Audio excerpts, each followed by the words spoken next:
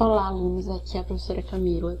Já está dando prosseguimento aqui às aulas de Geografia. Hoje a gente vai falar sobre a mulher no mercado de trabalho, principalmente da situação das trabalhadoras no Brasil. Então, nas últimas décadas, houve uma ampliação da participação da mulher no mercado de trabalho e nos diversos níveis de ensino, tal como o superior. Entretanto, as mulheres ainda desfrutam de menores oportunidades econômicas, recebem rendimentos inferiores aos homens, têm participação inexpressiva tanto na política quanto em cargos de gestão pública e privada. E então, hoje, no Brasil, 51,4% da população brasileira é mulher. 52% dessa população, ocupa ou está à procura de emprego, isso em 2006, 39,8% são pessoas de referência, ou seja, eles fizeram aí um cálculo em 27,7 milhões de lares para saber quantos lares aí são domiciliados aí no Brasil e tem mulheres chefes de família. 51,2% são eleitoras, O Brasil já tem 3,9 milhões de mulheres a mais que o homem. Isso implica em dizer que 77,4 milhões de pessoas no Brasil são eleitoras mulheres, enquanto 68,2 milhões são eleitores homens. 51% da população do Brasil é composta por mulheres e 57% do total de estudantes do ensino superior é mulher. 51,1 milhão de mulheres é responsável pelo sustento da sua família, ou seja, são chefes de família. O Brasil tem cerca de 103,5 milhões de mulheres, que equivale a 51,4% de toda a população do Brasil. A expectativa de vida média no Brasil é de 78 anos para as mulheres e 71,6 anos para os homens. Situação da mulher no Brasil. Nos últimos anos, a mulher brasileira avançou muito, quando você fala em igualdade de gênero e raça, porém persistem ainda algumas desigualdades. É inegável que aconteçam os progressos consideráveis com relação ao direito das mulheres, além da igualdade de gênero e de raça, e muito dele pode ser acreditado ao movimento feminista, ao movimento das mulheres. Então, tem outros aspectos que ainda se mantêm desfavorável à população feminina, a violência contra a mulher, por exemplo, que persiste em diversos países, e a mais grave constatação da desigualdade entre os sexos e da situação da submissão feminina. Os maiores casos de violência ocorrem dentro do âmbito familiar. Então, a gente tem aqui os indicadores do mercado de trabalho, a mulher no mercado de trabalho.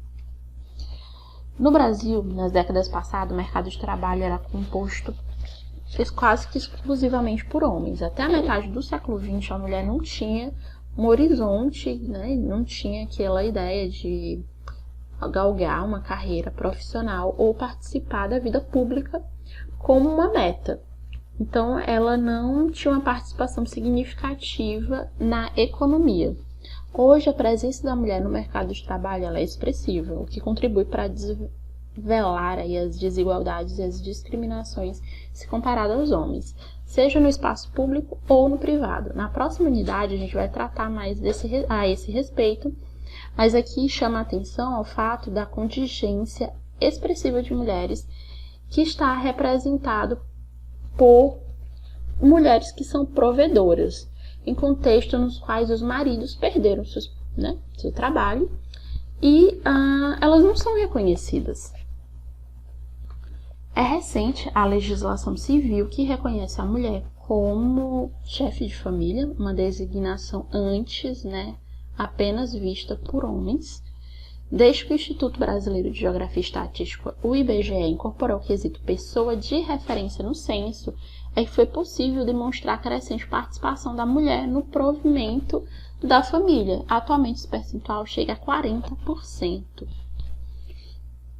Então, a conquista da mulher no âmbito do trabalho pode ser atribuída principalmente a uma ampla e prolongada luta que ocasionou em boa parte numa quebra do preconceito em setores expressivos da sociedade ocidental com maior nível de desenvolvimento. Nos países subdesenvolvidos, o ingresso da mulher no mercado de trabalho também é fruto da da necessidade, porque a gente tem uma economia capitalista que vai ampliar a oferta da força de trabalho. Então, ela vai impactar as médias salariais, reduzindo-as.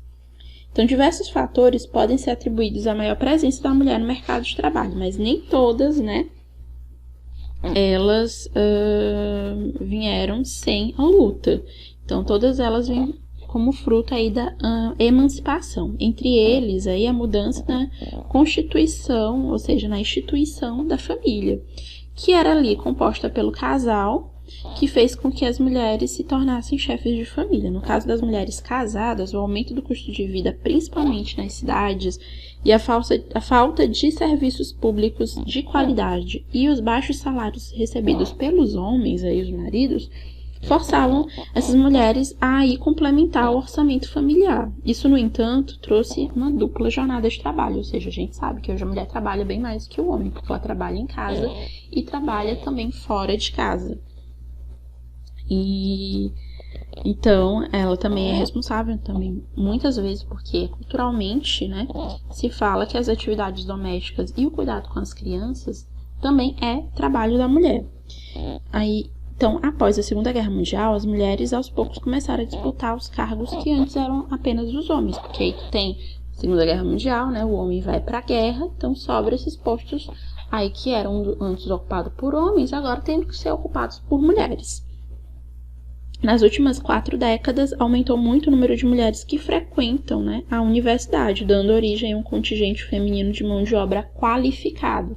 Tanto que hoje no Brasil tem mais mulher com nível superior do que homem. Porém, o nível aí de instrução da mulher, que hoje chega a ser maior do que o homem, não se vê na remuneração, que a mulher ainda recebe menos do que o homem. De acordo com o IPEA, a renda média do homem brasileiro em 2014 chegava a R$ 1.831, e entre as mulheres brancas, a renda média chegava a 70% do salário do homem, ou seja, só 70% do salário de um homem, que seria o quê? R$ 1.288.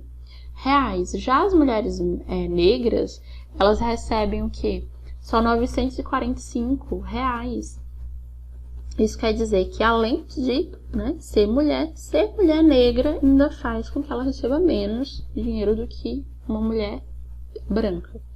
Então, as mulheres são o segundo grupo populacional com maior taxa de desocupação, ou seja, 8,7%, ficando atrás apenas dos jovens, que elas têm mais ou menos 16,6% aí na taxa de desocupação. Entre as mulheres gastam 21 horas semanais com os afazeres domésticos a mais do que os homens. Os homens costumam gastar apenas 10%, 10 horas, na verdade, de horas semanais com essas funções.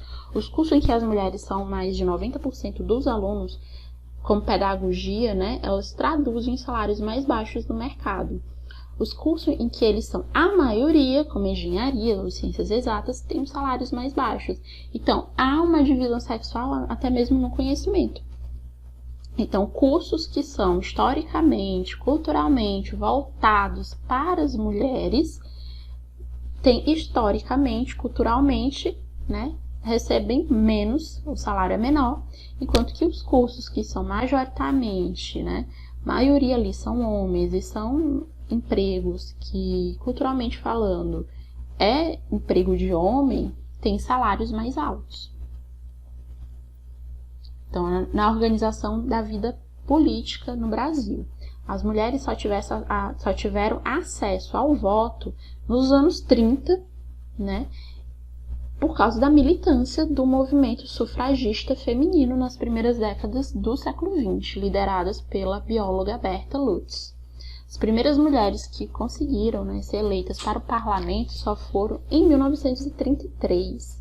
De lá para cá, a necessidade de igualdade de ocupados, né, de ocupar ali a vida social para participar efetivamente ali da vida pública, ela se impôs como um direito inalienável das mulheres.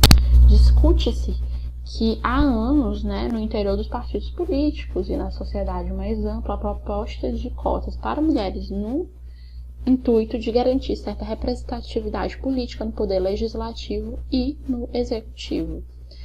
E lei de cotas, né, que institui 30% de cotas para candidatas mulheres, ainda encontra muita resistência.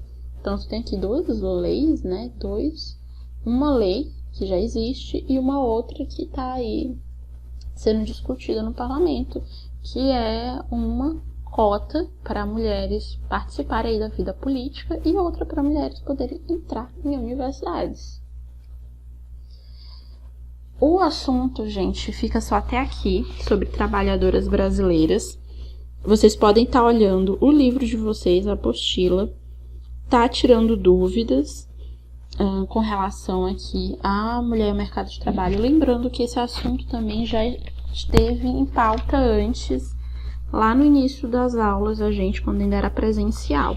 Vocês também podem e devem estar fazendo o exercício da página 63 e da página 64 e 65. A gente se vê na próxima aula.